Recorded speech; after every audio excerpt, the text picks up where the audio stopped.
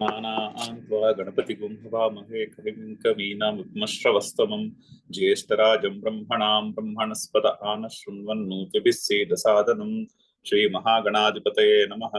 सदाशिवसमारम्भां शङ्कराचार्यमध्यमाम् अस्मदाचार्यपर्यन्तां वन्दे गुरुपरम्पराम्। श्रुतिस्मृतिपुराणानाम् आलयं करुणालयं नमामि भगवत्पादशङ्करं लोकशङ्करम्। नारायणं नमस्कृत्य नरं चैव नरोत्तमं देवीं सरस्वतीं व्यासं ततो जयमुदीरयेत्। जय गुरुदेव। चतुर्थं श्लोकము श्रीभगवानुवाच श्रीभगवानुवाच अशोच्यानन्वशोचस्त्वं अशोच्यानन्वशोचस्त्वं प्रज्ञावादांश्च भाषसे प्रज्ञावादांश्च भाषसे गतासु न गतासूंश्च गतासु न गतासूंश्च नानुशोचन्ति पंडिताः। नानुशोचन्ति पंडिताः।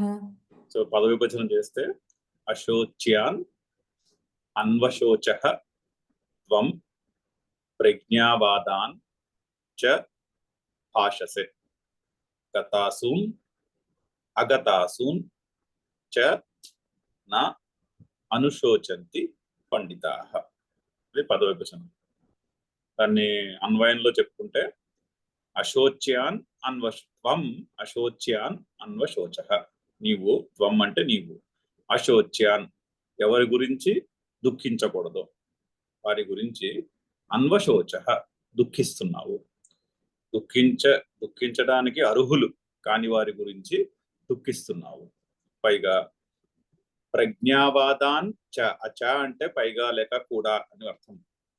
ప్రజ్ఞావాదాన్ చ భాషసే, ప్రజ్ఞావంతుడి వలె కూడా మాట్లాడుతున్నావు, అంటే ప్రజ్ఞ లేకుండా మాట్లాడుతున్నావు అని అర్థం. గతాసూన్ పండితాః, పండితులు వారు జ్ఞానులు, గతాసూన్ మరణించిన వారి గురించి, అగతాసూన్ చ బ్రతికున్న వారి గురించి కూడా నా అనుశోచంతి దుఃఖించరు. అది ప్రతిపదార్థం. సరే, ఇంతవరకు మనము భగవద్గీతకి ఉన్నటువంటి భగవద్గీతలో చెప్తున్నటువంటి ముఖ్యమైన విషయము ఏమిటి అన్న దాని మీద విచారం చూసాం, డీటెయిల్డ్ విచారం చూసాం ఇప్పుడు. సో అది ఆ కాంటెక్స్ట్, భగవద్గీతలో శ్లోకాలని సరిగ్గా అర్థం చేసుకుందికి ఆ విచారము ఎంతో అవసరం. ఆ విచారము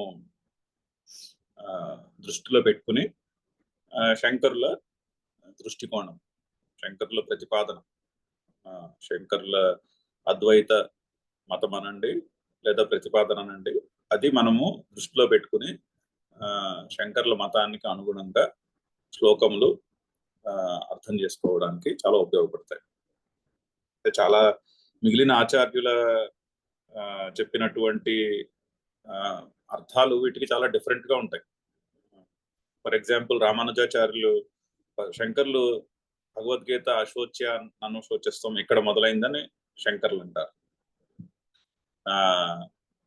రామానుజాచార్యులు అయితే నెక్స్ట్ శ్లోకంలో మొదలైందంటారు. అసలు ఇది భగవద్గీత ఇన్స్ట్రక్షన్ లో పార్ట్ కానే కాదంటారు ఈ శ్లోకం. సో అందుకని అవి రకరకాల ఆచార్యులు చేసినటువంటి ప్రతిపాదన చాలా భిన్నముగా ఉంటుంది. సో అందుకని ఆ విచారం చాలా అవసరం. సరే, ఇక్కడి నుంచి శ్లోకానికి అవతారిక ఉంది. ఇక్కడ ఆ శ్లోకం ముందు చిన్న భాష్యం అని 2 వాక్యాలు ఉన్నాయి. అది శ్లోకానికి అవతారిక, అంటే అది ఈ శ్లోకానికి ఇంట్రడక్షన్. ఇక్కడ నుంచి ఈ శ్లోకానికి ఇంట్రడక్షను, ఆ తర్వాత ఈ శ్లోకం యొక్క భావము చెప్తారు శంకర్లు. చదువుదాము, ఇంట్రడక్షన్ చదువుదాం, అవతారిక అంటారు దీన్ని. చదువుదాం. తత్రైవం ధర్మ సమ్మూఢచేతసః మహతి శోకసాగరే నిమగ్నస్య అర్జునస్య అన్యత్ర ఆత్మజ్ఞానాత్ ఉద్ధరణమపశ్యన్ భగవాన్ వాసుదేవః తతః అర్జునం ఉద్ధిధారయిషుః అర్జునం ఉద్దిదారయిషుః ఆత్మజ్ఞానాయ ఆత్మజ్ఞానాయ అవతారయన్నాహ. అవతారయన్ ఆహ. సో తత్రైవం, తత్ర ఏవం, అక్కడ ఈ విధముగా ఉండగా, ఏ విధముగా ఉండగా విచారంలో మనం చూసాం. భగవద్గీత యొక్క ముఖ్యమైనటువంటి ప్రతిపాదన ఇక్కడ చెప్పారు కదా. తస్మాత్ గీతా శాస్త్రే కేవలాత్ ఏవ తత్వజ్ఞానాత్ మోక్ష ప్రాప్తి నా కర్మ సముచితాత్ ఇది నిశ్చిత అర్థ. ఈ భగవద్గీతలో శ్రీకృష్ణుడు చెప్తున్నటువంటిది కేవలము ఆత్మజ్ఞానము వలన మాత్రమే దుఃఖము నుండి నివృత్తి. కర్మతో జ్ఞానముతో కూడినటువంటి కర్మ అంటూ ఏమీ ఉండదు, సముచ్చయము ఉండదు.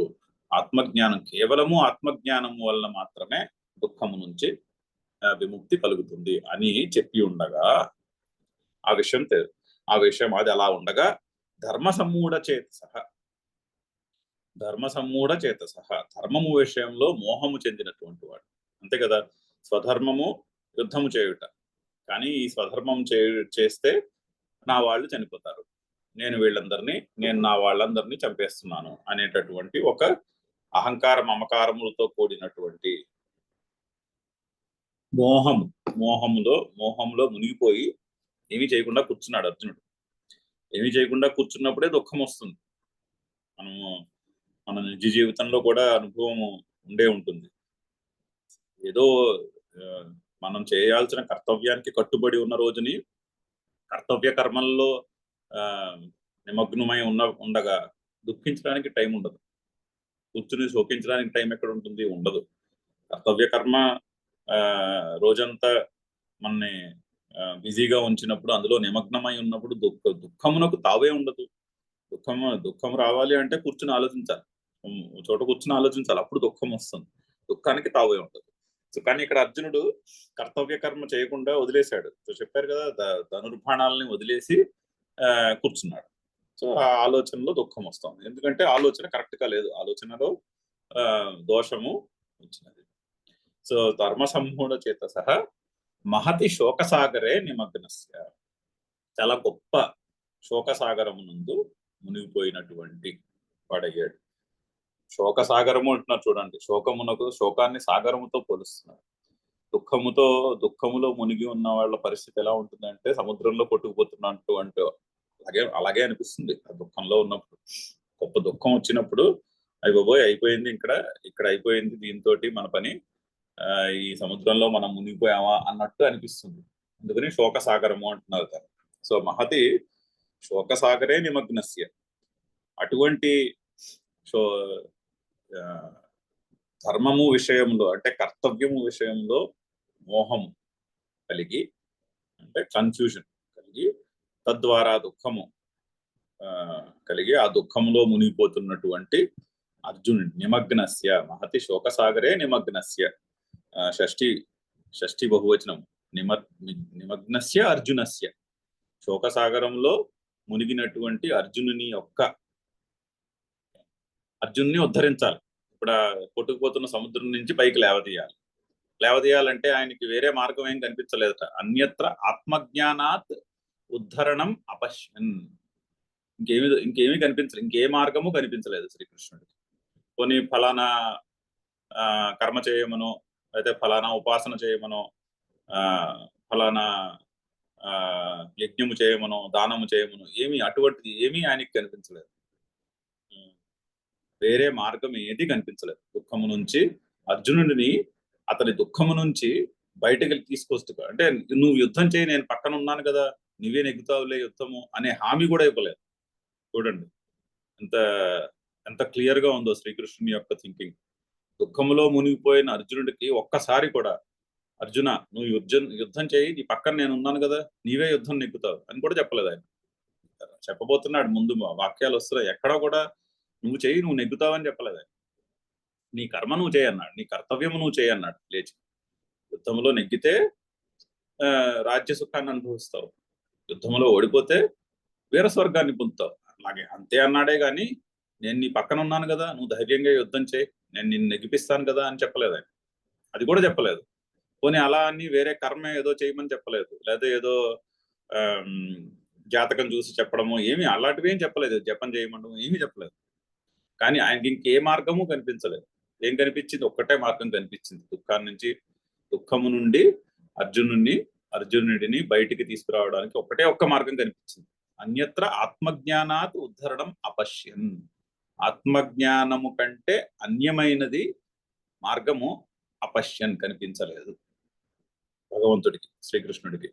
ఒకే ఒక్క మార్గం కనిపించింది ఆయనకి. దుఃఖము నుండి బయటికి తీసుకురావాలి అంటే ఆత్మజ్ఞానం ఒక్కటే మార్గము అని ఆలోచించి భగవాన్ వాసుదేవ, భగవంతుడైనటువంటి వాసుదేవుడు శ్రీకృష్ణుడు, తతః అప్పుడు అర్జునుడిని అర్జునుడిని ఆ దుఃఖ సాగరం నుంచి ఉద్ధరించుటకై ఆత్మజ్ఞానాయ అవతారయన్. ఆత్మజ్ఞానములో ప్రవేశపెట్టుటకు, అంటే ఆత్మజ్ఞానమును బోధించుటకై, అంటే ఆయన్ని అర్జునుడిని ఆత్మజ్ఞానము తెలుసుకునేందుకు అర్జునుడికి ఆత్మజ్ఞానమును బోధించుటకు అర్జునుడిని ప్రిపేర్ చేస్తున్నాడు. అవతారయన్ అంటే ప్రిపేర్ చేయుట, అంటే ప్రవేశపెట్టడానికి అర్జునుడిని ప్రిపేర్ చేస్తూ ఆహా చెప్పాను ఈ కింది వాక్యమును పలికాను. చూడండి, దుఃఖము వస్తే ఎంత క్లియర్ గా ఉందో మాట, క్లారిటీ. దుఃఖము వచ్చినప్పుడు దుఃఖము నుంచి నివృత్తి కలగాలి అంటే ఒకే ఒక్క మార్గం. మిగిలినవన్నీ కూడా ఓన్లీ దుఃఖము నుంచి నివృత్తి కలిగించినట్టు అనిపిస్తాయి అంతే. ఏదో ఒక ఫలానా కర్మ చేయు, ఫలానా పూజ చేయు, ఫలానా ఉపాసన చేయు, నీ దుఃఖం తగ్గిపోతుంది, భయము తగ్గిపోతుంది, ఇవన్నీ మనం వింటూ ఉంటాం. అవన్నీ ఓన్లీ తాత్కాలికంగా పనిచేస్తాయి, పని చేస్తున్నట్టు అనిపిస్తాయి అంతే. యాక్చువల్లీ పని చేయవు. నన్ను అడిగితే పని చేస్తున్నట్టు అనిపిస్తాయి అంతే. నన్ను అడిగితే ఇది చాలా కరెక్ట్ వాక్యం.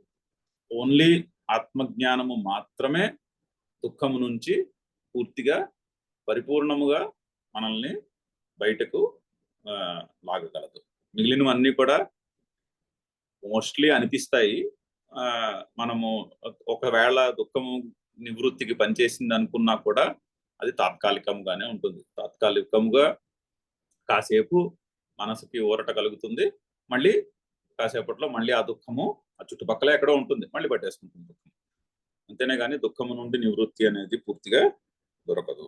సో అది చాలా క్లియర్ గా శ్రీకృష్ణుడు భావించి ఇది ఒక్కటే మార్గము, అర్జునుడి యొక్క దుఃఖమును పోగొట్టుటకు ఆత్మజ్ఞానము ఒక్కటే మార్గం అని చెప్పి ఆత్మజ్ఞానములో ప్రవేశపెట్టుటకై అర్జునుడితో ఈ వాక్యములు పలికారు. అంటే ఇంకా సమయము సందర్భంతో లెక్కలేదు. చూడండి, యుద్ధములో ఉన్నారు వాళ్ళు, యుద్ధ రంగములో ఉండి దుఃఖమును నివృత్తి చేయుటకై అంటే మామూలుగా ఏమనుకుంటాం, యుద్ధ రంగంలో భయం వేస్తుంటే భయపడకయా నీ పక్కన నేను ఉన్నానని చెప్తాడేమో అనుకున్నా. అలా ఏం చెప్పలేదు. యుద్ధ రంగములో అంటే గురువు యొక్క ప్రీతి శిష్యుడి మీద ఆ విధంగా ఉంటుంది. శిష్యుడిని దుఃఖం నుండి బయటికి తీసుకురావాలి అంటే ఇంకా అక్కడ సమయము సందర్భంతో సంబంధం లేదు. ఎక్కడ ఉన్నా ఏ సమయమైనా శిష్యుడు దుఃఖిస్తున్నప్పుడు, శిష్యుడు శరణు వేడినప్పుడు గురువు ఆత్మజ్ఞానము విషయమే చెప్తాడు. మహాత్ముల దగ్గరికి మనం వెళ్ళామనుకోండి, ఏమైనా చిన్న చిన్న చిట్కాలు చెప్పచ్చు, బట్ ఫైనలీ వాళ్ళు ఈ మాటలే చెప్తారు, ఆత్మజ్ఞానమునకు సంబంధించినటువంటి మాటలే చెప్తారు. ఇప్పుడు రమణ మహర్షి లాంటి వారి దగ్గరికి వెళ్ళి నాకేమైనా దుఃఖం వచ్చిందని ఎవరైనా చెప్పుకున్నారు అనుకోండి, ఏం చెప్తారు? ఆయన ఆత్మజ్ఞానమే చెప్తారు, ఇంకే విషయమే చెప్పరు.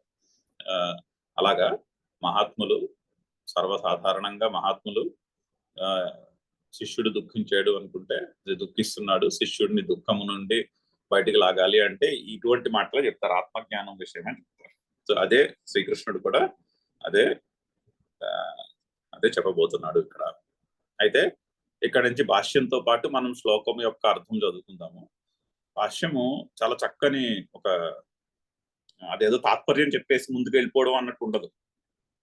మనం చూస్తాం ఇప్పుడు ప్రతి పదానికి అర్థం చెప్తారు శంకర్లు. ప్రతి పదానికి ఒకటి రెండు పర్యాయ పదాలు చెప్తారు పైగా అర్థం కావడానికి. అందులో సమాసం ఉంటే సమాసం యొక్క విగ్రహవాక్యం చెప్తారు. ఒక్కొక్క చోట విభక్తులు కూడా చెప్తారు. విభక్తులు సమాసాలు చెప్తారు. చెప్పి అక్కడక్కడ ఏమైనా గ్రామర్ ఉంటే చిన్న చిన్న విషయం అది కూడా చెప్తారు. వాచ్యార్థం చెప్తారు, ప్లస్ అందులో లక్ష్యార్థం అంటే గూఢమైనటువంటి అర్థం, ఇండికేటెడ్ మీనింగ్స్ ఉంటాయి. డైరెక్ట్ మీనింగ్, లిటరల్ మీనింగ్ అంటే వాచ్యార్థం పైన కనిపిస్తున్న అర్థం ఒకటి ఉంటుంది. లక్ష్యార్థము అంటాం. లక్ష్యార్థము అంటే సూచింపబడుతున్నటువంటి అర్థం ఒకటి ఉంటుంది. రెండు చెప్తారు. రెండు కూడా మనకి క్లియర్ చేస్తాయి. ఎలా అంటే ఇప్పుడు నెక్లెస్ ఉందనుకోండి, ఇప్పుడు పార్టీకి వెళ్తున్నారు అనుకోండి, పార్టీకి వెళ్తున్నప్పుడు ఓకే నెక్లెస్ పెట్టుకురండి, బాగుంటుంది, మెడలో నెక్లెస్ పెట్టుకురండి, అందంగా ఉంటుంది అంటారు. అంటే అక్కడ వాచ్యార్థమే ముఖ్యం. అంటే నెక్లెస్ ఆ ఆభరణము పెట్టుకోవడం వల్ల అదొక అలంకరణ, అందంగా ఉంటుంది అంటారు. అదే ఒక్కోసారి మనము ఏదో అత్యవసరమై ఆ ఆభరణాన్ని షాపులో ఇచ్చేసి డబ్బు తెచ్చుకోవాలనుకోండి, అప్పుడు కూడా అలాగే అంటారు, ఆ నెక్లెస్ తెచ్చుకురంటే షాప్కి వెళ్ళాలి మనం అర్జెంటుగా షాప్కి వెళ్ళి దాన్ని ఇచ్చేసేయాలి అంటారు. అక్కడ నెక్లెస్ అంటే వాచ్యార్థము ముఖ్యం కాదు, నెక్లెస్ అంటే బంగారము అని అర్థం. ఎందుకంటే బంగారానికి కదా విలువ. షాప్కి వెళ్ళి మీరు ఆభరణాన్ని ఇచ్చేస్తే విలువ నెక్లెస్ షేపుకి ఇవ్వడు అతను దాన్ని తీసుకెళ్ళి వెయింగ్ మెషిన్ లో పెట్టి తూకం వేస్తాడు. తూకం వేసి బంగారానికి విలువ కడతాడు. అక్కడ లక్ష్యార్థము బంగారానికి, సెంటెన్స్ లో బంగారము అర్థం కదా, అక్కడ ఆభరణంతో సంబంధం లేదు. నాకు డబ్బు అవసరము, ఆ ఆభరణం తీసుకెళ్లి మనము షాప్ లో ఇచ్చేయాలి అంటే ఏమిటి అర్థము? అక్కడ ఆభరణానికి కాదు మీనింగ్, లక్ష్యార్థము ముఖ్యం, బంగారము ముఖ్యం వాక్యంలో అర్థం. ఆ విధంగా చాలా చోట్ల పదాలకి వాచ్యార్థము లక్ష్యార్థము రెండు ఉంటాయి. రెండు చెప్తారు శంకర్లు మనకి. రెండు అర్థాలు పక్క పక్కన రాసి చూపిస్తారు. ఆ విధంగా కొంచెం ఓపిక్గా, చాలా చాలా ఓపిక్గా రాసినటువంటి భాష్యం చదువుదాము. నశోచ్యాః అశోచ్యాః నశోచ్యాః అశోచ్యాః భీష్మద్రోణాదయః భీష్మద్రోణాదయః సద్వృత్తత్వాత్ పరమార్థరూపేణ చ నిత్యత్వాత్ తాన్ అశోచ్యాన్. సో అశోచ్యాన్ అన్న శబ్దము అన్న పదమునకు అర్థం. ఓకే, నా శోచ్యాః అశోచ్యాః అది విగ్రహవాక్యం. నా శోచ్యాః, శోచ్యాః అంటే దుఃఖమునకు అర్హులు, ఎవరి గురించి అయితే దుఃఖించవచ్చో వాళ్ళు శోచ్యులు. శోచ్యాః అంటే వారి గురించి మనం దుఃఖించవచ్చు. నా శోచ్యాః, ఎవరి గురించి దుఃఖించకూడదో వాళ్ళు అశోచ్యాః. కానీ మనకి చూడండి పదం ఏమున్నది అక్కడ, అశోచ్యాన్ అని ఉంది. అశోచ్యాన్ అన్నది ద్వితీయ విభక్తి బహువచనం. రామః రామౌ రామాః, రామం రామౌ రామాన్. ద్వితీయ విభక్తిలో బహువచన శబ్దం రామాన్ అంటే రాములను గురించి అని అర్థం. నీనులను గురించి కదా, సో రాములను గురించి అనే అర్థంలో వచ్చింది ఇక్కడ. అంటే అశోచ్యులను గురించి అని చెప్పాలి అశోచ్యాన్ అంటే. కానీ విగ్రహవాక్యం చెప్పినప్పుడు ప్రథమా విభక్తిలో చెప్పుకుంటాం. విగ్రహవాక్యం ఫస్ట్ అర్థము ప్రథమా విభక్తిలో చెప్తారు. అందుకని అర్థం చూడండి ఎలా చెప్పారు, శోచ్యాః అశోచ్యాః. ఆ మధ్యలో కొంత ఎక్స్ప్లెనేషన్ వదిలేసాక తాన్ అశోచ్యాన్ అని ఉంది. ఆ తాన్ అంటే వారిని గురించి, అశోచ్యాన్ అంటే ఈ నా శోచ్యాః అశోచ్యాః అది ప్రథమా విభక్తిలో అర్థము. దాన్ని ద్వితీయ విభక్తి బహువచనానికి మార్చుకోవాలి. మార్చుకుంటే వారిని గురించి, ఎవరి గురించి అయితే దుఃఖించకూడదో వారిని గురించి అని అశోచ్యాన్. అలా ఉంటుంది ఎక్స్ప్లెనేషన్. ఇలాగా ఎక్కడెక్కడ సమాసం ఉందో సమాసం ఉన్న చోటల్లా చక్కగా ఇలా విగ్రహ వాక్యాలు రాసి కూడా ఎక్స్ప్లెయిన్ చేసి పెట్టారు. సో అశోచ్యులను గురించి, ఎవరి గురించి దుఃఖించకూడదో వారిని గురించి. ఎందుకు వాళ్ళు అశోచ్యులు, ఎవరు ఈ అశోచ్యులు అంటే అక్కడ చెప్తున్నారు. భీష్మ ద్రోణాదయ, భీష్ముడు చదువు, భీష్మ ద్రోణాదయ, భీష్ముడు ద్రోణుడు వంటి పెద్దలు ఎవరైతే ఉన్నారో ఎదురుకుండా వాళ్ళందరూ అశోచ్య, అంటే వారి గురించి దుఃఖించేది ఏమిటి, వాళ్ళందరూ పుణ్యాత్ములు, వాళ్ళు ఎంతో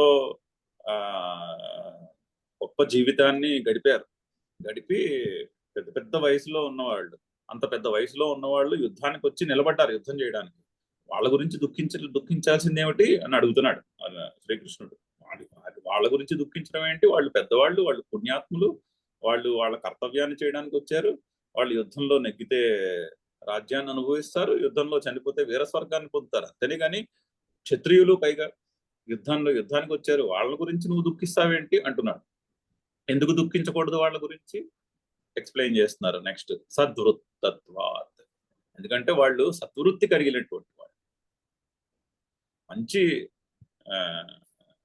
ధర్మపరమైనటువంటి జీవితాన్ని గడిపినటువంటి వాళ్ళు వాళ్ళందరూ. వాళ్ళ విషయంలో శోకించుట తప్పు. వాళ్ళ గురించి మనము శోకించకూడదు, వాళ్ళ గురించి గౌరవము ఉండాలి, ప్రేమ ఉండాలి, కానీ దుఃఖం ఎందుకు మనసులో అంటున్నారు. సద్వృత్తత్వాత్, మంచి వృత్తి కలిగిన వాళ్ళు. ఓకే, చెడు వృత్తి కలిగి ఎవడైనా చెడు పని చేసి చనిపోతే దుఃఖిస్తే ఓకే, అయ్యో ఏమిట్రా వీడు ఇలా చేసుకున్నాడు ఏమిటి అని మనసులో మనం దుఃఖించవచ్చు. కానీ మంచి వృత్తిని కలిగి ధర్మపరమైనటువంటి కార్యము చేస్తున్న వాళ్ళ విషయంలో, అందులోనూ పెద్దలు, వాళ్ళ విషయంలో దుఃఖించడం ఏమిటి అని అర్జునుడిని నిలదీస్తున్నాడు. సో అక్కడ అశోచ్యులకు వాచ్యార్థం అంటే లిటరల్ మీనింగ్ భీష్మ ద్రోణుడు మొదలగు వారు, అది వాచ్యార్థము, అది డిక్షనరీ మీనింగ్. అక్కడ ఎవరి గురించి దుఃఖించకూడదు అంటే ఎదురుకుండా యుద్ధానికి వచ్చి ఉన్నారు కదా, ఎవరి గురించి దుఃఖిస్తున్నాడు అర్జునుడు, భీష్ముడు, ద్రోణుడు మొదలగు వాళ్ళందరి గురించి దుఃఖిస్తున్నాడు. సో దానికి వాచ్యార్థము అంటే లిటరల్ మీనింగ్ భీష్మ ద్రోణుడు. మరి లక్ష్యార్థం చెప్తున్నారు చూడండి, పరమార్థ రూపేణ.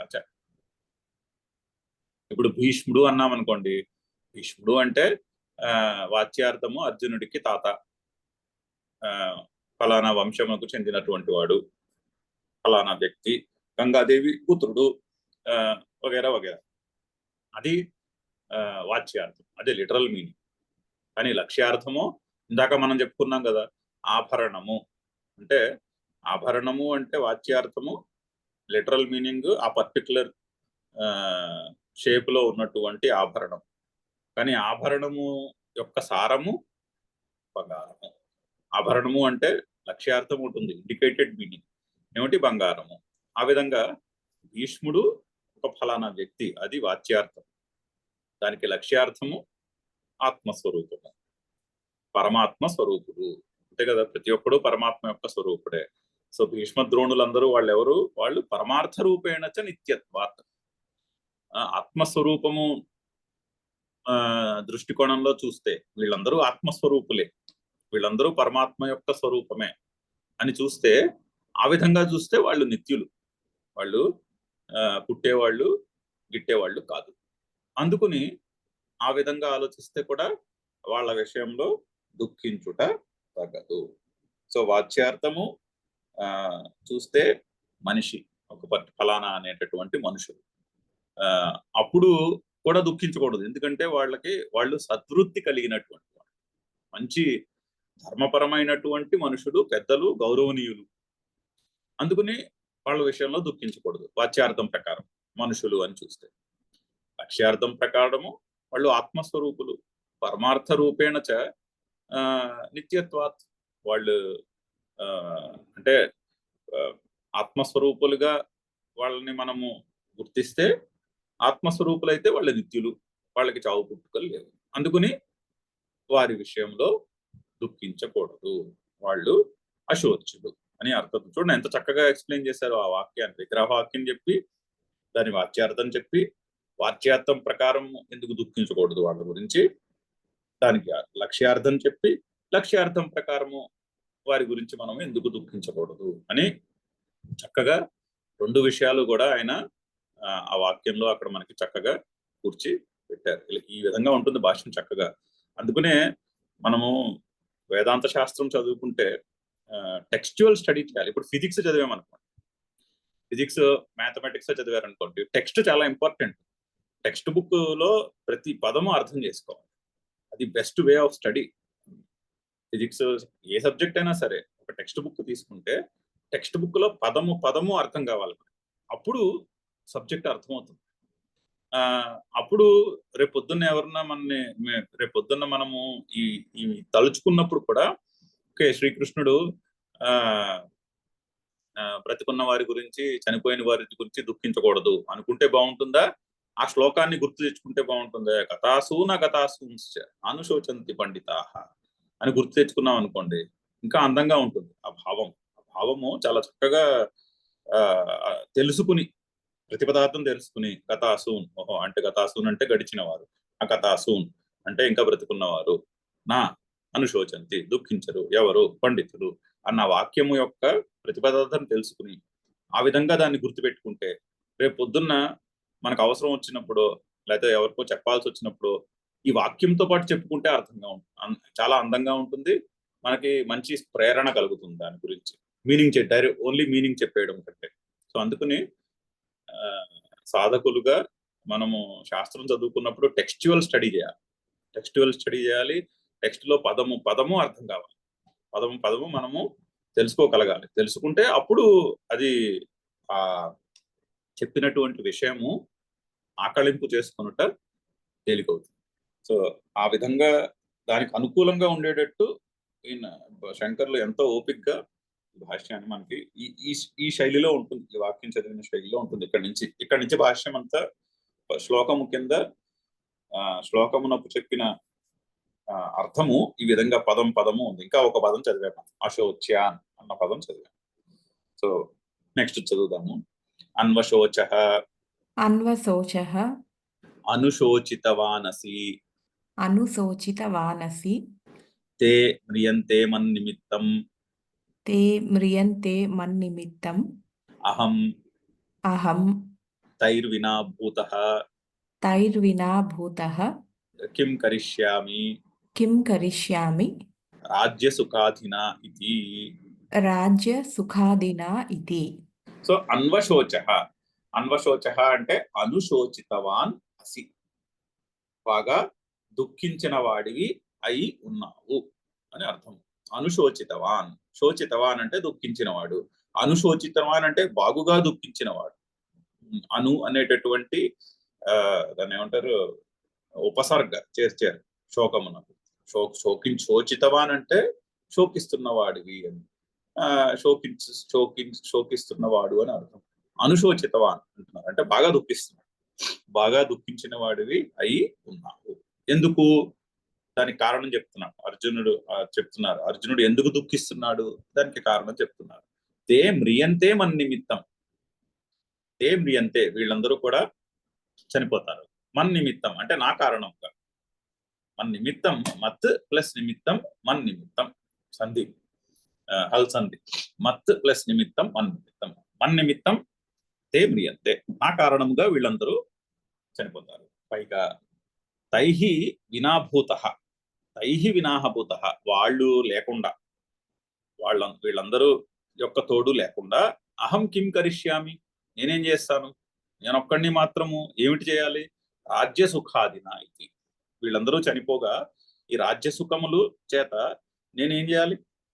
ఈ రాజ్య సుఖాన్ని పట్టుకుని నేనేం చేస్తాను? అందరూ చనిపోతే, మొత్తము కుటుంబం అందరూ చనిపోగా నేనొక్కడిని మాత్రము ఈ అహం కిం కరిష్యామి రాజ్య సుఖాదిన, ఈ రాజ్య సుఖముతో నేనేమి చేస్తాను అనేటటువంటి దుఃఖం చూసాం మనం. ఈ దుఃఖానికి కారణం అదే ఆయన అక్కడ సంగ్రహంగా చెప్తున్నారు. ఎందుకు అన్వశౌచః, ఎందుకు దుఃఖిస్తున్నాడు అంటే వీళ్ళందరూ నా కారణంగా చనిపోతారు, ఇదంతా నా వంశమే, నా కుటుంబీకులే, నా కుటుంబంలో ఉన్న వారందరూ చనిపోగా నేను మాత్రము ఏమి చేస్తాను అనేటటువంటి దుఃఖములో ఉన్నాడు అర్జునుడు.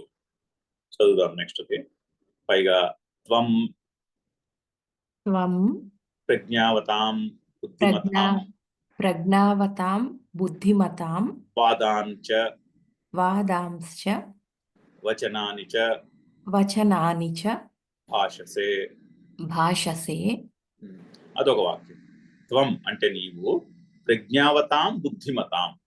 ప్రజ్ఞావతాం అంటే బుద్ధిమతాం అర్థం. ఇప్పుడు ఒక పదము పక్కనే దాని మీనింగ్, మళ్ళీ పదము దాని మీనింగ్, పదము దాని మీనింగ్, అలా ఉంటుంది భాష్యం. సో అలా జాగ్రత్తగా చదువుకోవాలి. ప్రజ్ఞావతాం అంటే బుద్ధిమతాం అని అర్థం. ప్రజ్ఞావతాం పక్కన ఉన్న శబ్దము ఒక్కోసారి ముందుంటుంది పదానికి అర్థము, ఒక్కోసారి తర్వాత. ఇప్పుడు చూడండి, అశోచ్యాహ దగ్గర ముందుంది నా శోచ్యాహ అని, ఎందుకంటే అక్కడ విగ్రహవాక్యం చెప్పారు. ఒక్కోసారి తర్వాత వస్తుంది. ప్రజ్ఞావతాం అంటే బుద్ధిమతాం, బుద్ధిమంతులు యొక్క, అది షష్ఠి బహువచనం ప్రజ్ఞావతాం అనేది. బుద్ధిమతాం అంటే బుద్ధిమంతుల యొక్క, అంటే ప్రజ్ఞావంతుల యొక్క వాదాన్ అంటే వచనాన్ని, చ కూడా. వాదాంశ్చలో వాదాన్ ప్లస్ చ, అది సంధి. వాదాన్ ప్లస్ చ వాదాంశ్చ అయింది. సో వాదాన్ అంటే వచనాన్ని, వచనాన్ని అంటే పలుకులు, చ అంటే మరియు, భాషసే పలుకుతున్నావు. చూడండి, భాష్యము చాలా సరళంగా ఉంటుంది. ఆ పదాలు మనకి చాలా మటుకు తెలిసినవే, తెలుగులో కూడా ఆ పదాలు. ఓన్లీ ఏంటంటే విభక్తి రూపాలు తెలియవు మనకి, అంతే. తెలుగులో ఆ విభక్తి రూపాలు ఉండవు. వాదాన్ అంటే సంస్కృతంలో ఏదో వాదోపవాదాలు కాదు, వాదము అంటే వచనము అని అర్థం. సో అక్కడ చెప్తున్నారుగా వచనాని అంటే వచనము, అంటే బహువచనము కాబట్టి వచనాని అని ఉంది. ప్రథమ బహువచనం అయ్యి ఆరు ద్వితీయ బహువచనం అయ్యి వచనాని అని వచ్చింది. అది తెలియదు మనకి, అంతే. కానీ వచనం అంటే తెలుస్తుందిగా. వాదములు అంటే వచనములు, చ అంటే కూడా. ఇక్కడ చ అంటే మరియు అని చెప్పొచ్చు, కూడా అని కూడా చెప్పొచ్చు. ఇక్కడ కూడా అని చెప్పుకోవాలి. నీవు ప్రజ్ఞావంతుల యొక్క మాటలు కూడా మాట్లాడుతున్నావు అంటున్నాడు. అంటే ప్రజ్ఞ లేకుండా మాట్లాడుతున్నావు అని హేళన చేస్తున్నాడు. ఓకే, నెక్స్ట్ వాక్యం చదువుదాము. తదేతత్ తదేతత్ మౌఢ్యం మౌఢ్యం పాండిత్యం చ పాండిత్యం చ విరుద్ధం దర్శయసి ఆత్మని దర్శయసి ఆత్మని ఉన్మత్త ఇవ ఇత్యభిప్రాయః. సో అదొక వాక్యం. అయితే దాని అభిప్రాయం ఏమిటి? ఆ పై వాక్యంలో ప్రజ్ఞావాదాంశ్చ భాషసే అన్నదానికి అభిప్రాయం చెప్తున్నారు. నువ్వు ప్రజ్ఞావంతుడిలా మాట్లాడుతున్నావే అని మనం ఎవరన్నా అన్నాం అనుకోండి, అర్థం ఏమిటి? నువ్వు ప్రజ్ఞ లేకుండా మాట్లాడుతున్నావు అని అర్థం కదా, అదే చెప్తున్నారు. సో ఏతత్ మౌఢ్యం. ఏది మౌఢ్యము? మూర్ఖంగా మాట్లాడుతున్నాడు. ఎవరి గురించి అయితే దుఃఖించకూడదో, గౌరవనీయులైనటువంటి పెద్దలు, ధర్మపరమైనటువంటి జీవితమును గడిపిన వారు, మహాత్ములు, వారు యుద్ధానికి వచ్చి వారి కర్తవ్యాన్ని చేయడానికి నిలబడితే వారి విషయంలో దుఃఖిస్తున్నాడు. అది మూర్ఖుడిలా మాట్లాడుతున్నాం. మౌఢ్యం అదేమిటి? ఒక పక్కన మూర్ఖుని వలె ప్రవర్తిస్తున్నావు, మూఢుని వలె ప్రవర్తిస్తున్నావు. పైగా పాండిత్యంచ విరుద్ధం, దానికి విరుద్ధమైనటువంటి పాండిత్యమును కూడా దర్శయసి. అంటే పెద్ద పెద్ద మాటలు చెప్పాడు కదా, అదేదో కులనాశనం అయిపోతుంది, సమాజంలో ఇంతటి కష్టం జరుగుతుంది, వీళ్ళందరికీ ఇప్పుడు శార్థాలు పెట్టేవాళ్ళు ఉండరు, దాంతో పితరులందరూ కూడా పైలోకాల నుంచి పడిపోతారు, ఇవన్నీ చెప్పుకుంటూ వచ్చాడు. మరి ఎంతో ప్రజ్ఞావంతుడిలే పండితుడుల వలె మాట్లాడుతున్నాడు. సో మౌఢ్యము పాండిత్యంచ విరుద్ధంచ పాండిత్యం. ఒక పక్కన మూర్ఖత్వమైనటువంటి మాటలు మాట్లాడుతూ, రెండో పక్కన అదే సమయంలో దానికి విరుద్ధమైనటువంటి పాండిత్యము దర్శయసి చూస్తున్నావు ఆత్మని. అంటే నీ యందు అంటే అక్కడ ఆత్మ శబ్దానికి పరమాత్మ అని కాదు, అక్కడ ఆత్మ శబ్దానికి నీవు అని అర్థం.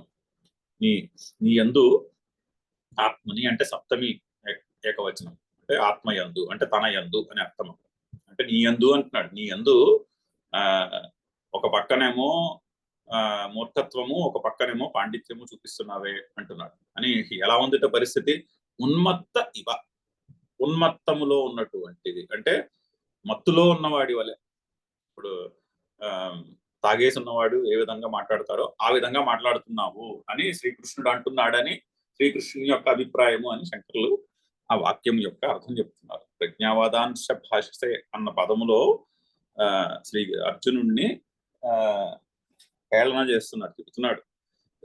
తాగుబోతు వల్లే మాట్లాడుతున్నావు, మైకంలో ఉన్నవాడి వల్లే మాట్లాడుతున్నావు నువ్వు, ఉన్మత్త ఇవ ఇది అభిప్రాయ ఇత్యభిప్రాయ. అది ప్రజ్ఞావాదాంశ భాషసే అన్నటువంటి వాక్యమునకు అర్థం. నెక్స్ట్ చదువుతాం. యస్మాత్ యస్మాత్ గతాసూన్ గతాసూన్ గత ప్రాణాన్ గతప్రాణాన్ మృతాన్ మృతాన్ అగతాసూన్ అగతాసూన్ అగత ప్రాణాన్ అగతప్రాణాన్ జీవతశ్చ జీవతశ్చ నానుశోచంతి నానుశోచంతి పండితాః పండితాః ఆత్మజ్ఞాః. ఆత్మజ్ఞాః. సో పండితాః యొక్క అర్థం తర్వాత చదువుదాం, అక్కడ వరకు వాక్యం చదువుదాం. యస్మాత్ ఎందుకు ఉన్మత్తుడి వలె ప్రవర్తిస్తున్నావు అని అంటున్నాడు శ్రీకృష్ణుడు. ఎందుకంటే యస్మాత్ ఏ కారణం చేతైతే గతాసూన్ అంటే గత ప్రాణాన్. చూడండి, గతాసూన్ అనేది అక్కడ ఉన్నటువంటి పదము. అంటే గతాసూన్, ఆసు అంటే ప్రాణము అని అర్థం. ఆసు అంటే ప్రాణము అని అర్థం. సో గతాసూన్ అంటే గత ప్రాణాన్ అంటే ఎవరు? మృతాన్, చనిపోయిన వారు. అలాగే అగతాసూన్ అంటే అగత ప్రాణాన్ అంటే జీవించి ఉన్నవారు. మరణించిన వారి గురించి, జీవించి ఉన్న వారి గురించి పండితాః నా అనుశోచంతి, ఇంకా దుఃఖించరు. నా అనుశోచంతి పండితాః నా అనుశోచంతి. పండితాః అంటే ఏంటి? ఆత్మజ్ఞాః. పండితునికి, పండిత శబ్దానికి ఆత్మజ్ఞుడు అని అర్థము సంస్కృతంలో. అంటే ఎలా వచ్చింది ఆ అర్థము? దానికి వ్యుత్పత్తి చెప్తున్నారు, చదువుదాం. పండ ఆత్మ విషయ బుద్ధి, ఆత్మ విషయ వృద్ధి. పండ ఆత్మ విషయ బుద్ధి. ఏషాం తే హి పండితాః ఏషాం తే హి పండితాః పాండిత్యం నిర్విద్య ఇతి శ్రుతేః. పాండిత్యం నిర్విద్య ఇతి శ్రుతేః. సో పాండిత్యం నిర్విద్య అనే బృహదారణ్యకమైన వాక్యం నుంచి వచ్చింది పండితునికి ఆత్మజ్ఞుడు అనే అర్థం. ఎందుకు అంటే పండ అనే శబ్దమునకు ఆత్మ విషయ బుద్ధి. ఎటువంటి పండ? ఆత్మ విషయ బుద్ధి. పండితుడు అంటే పండ కలిగినటువంటి వాడు. పండ ఏ శాంతే, ఆత్మ విషయ బుద్ధి ఏ శాంతే, ఎవరికైతే ఉన్నదో వాళ్లే. తే హి, మళ్ళీ నిర్ధారణ కూడా ఉంది. హి అంటే నిర్ధారణ, ఇండీడ్ అని అర్థం. తే హి పండితాః. ఆత్మ విషయములో బుద్ధి నిశ్చయము ఉన్నవారు ఎవరైతే ఉన్నారో వాళ్లే పండితులు అని అర్థము. పండ ఆత్మ విషయ బుద్ధి ఏషాం తే హి పండితాః. దీనికి రెఫరెన్స్ ఏంటి? ఇది ఎక్కడి నుంచి వచ్చింది? పాండిత్యం నిర్విద్య అనేటువంటి బృహదారణ్యకములో ఉన్నటువంటి ఒక మంత్రం ఉన్నది. ఆ మంత్రము కూడా పండితుడు అంటే ఆత్మజ్ఞుడు అనే అర్థాన్నే చెప్తోంది. పైగా ఆ పదము యొక్క వ్యుత్పత్తి ఎక్కడి నుంచి పుట్టింది? పండా ఏషాంతే పండిత అని ఆ పదము యొక్క వ్యుత్పత్తి, ఎటిమాలజీ ఎక్కడి నుంచి వచ్చింది? పండా అనే అనే అనే శబ్దము నుంచి పండితుడు అనే పదము వచ్చినది. సో పండా అంటే ఆత్మ విషయంలో ఉన్నటువంటి బుద్ధి నిశ్చయము. ఆత్మ విషయ బుద్ధి ఏషాంతే పండిత. అందుకని